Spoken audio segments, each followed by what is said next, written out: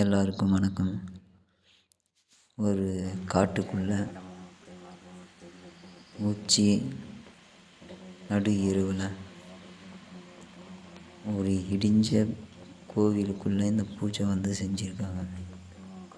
இந்த பூஜை செஞ்சது எதுக்கு, என்ன காரணம் அப்படின்றத பார்க்கணும்.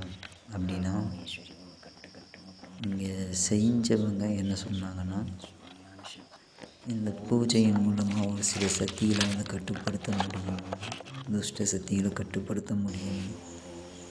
குறிப்பிட்டு சொல்லணும்னா மோகினி, குட்டி சாத்தான்,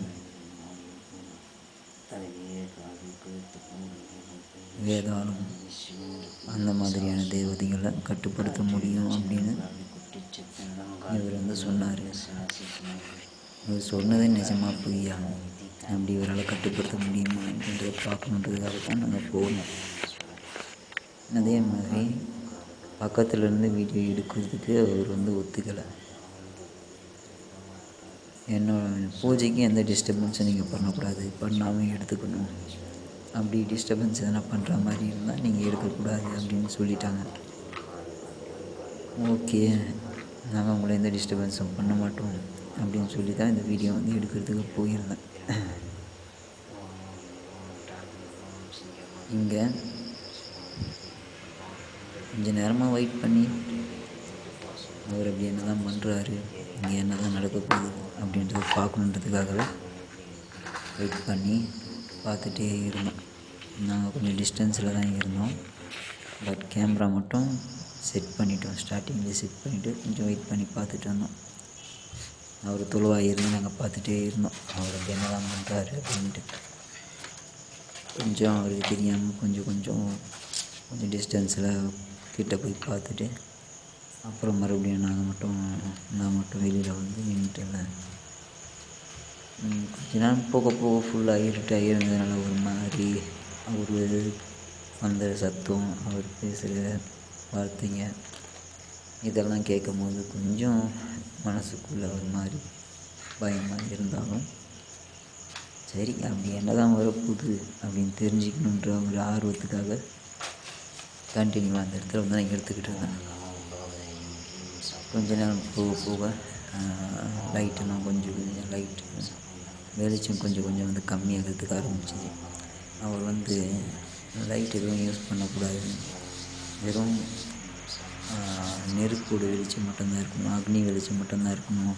அப்போ தான் என்னோடய பூஜை கரெக்டாக செட் ஆகும், நான் செய்கிற பூஜை நிறைவேறும், இல்லைன்னா நடக்காதுன்னு சொன்னதுனால நாங்களும் எதுவும் பெருசாக ட்ரை பண்ணலை, பண்ணுறதுக்கான ஆப்ஷனும் இல்லை. அந்தளவுக்கு அந்த இருட்டிலே நின்று நாங்கள் எடுத்தோம். ஒரு மாதிரி இருந்தது, சுற்றி மரங்கள், பெரிய பெரிய மரங்கள், ஒரு இருட்டுக்குள்ளே இருந்ததுனால ஒரு மாதிரி ஃபீல் இருந்தாலும் கூட அப்படி என்ன நடக்க போகுது அப்படின்னு தெரிஞ்சுக்கணுன்ற ஒரு ஆர்வமும் இருந்தது. அந்த ஆர்வத்தினால பெருசாக எங்களுக்கு எதுவும் தெரியல. வெயிட் பண்ணி பார்த்தோம்.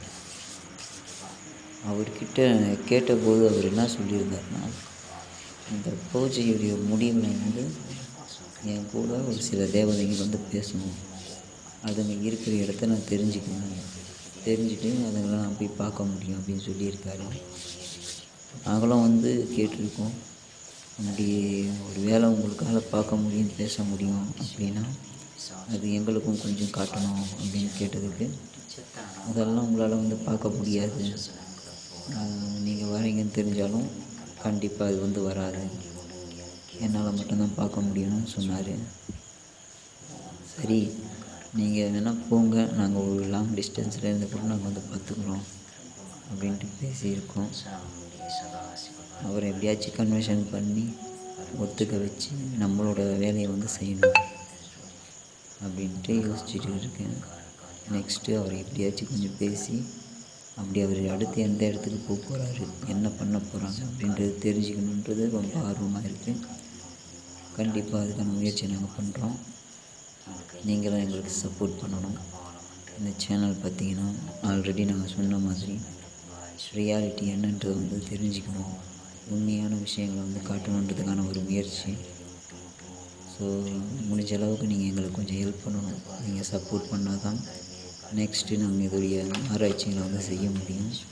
மிஸ்ட்ரியான விஷயங்களை பற்றி சொல்ல முடியும். இன்னும் நிறைய விஷயங்கள்லாம் இருக்குது, தெரியாத விஷயங்கள்லாம் தெரிய வைக்கிறதுக்கு. அதெல்லாம் கொஞ்சம் ட்ரை பண்ணுங்கள்.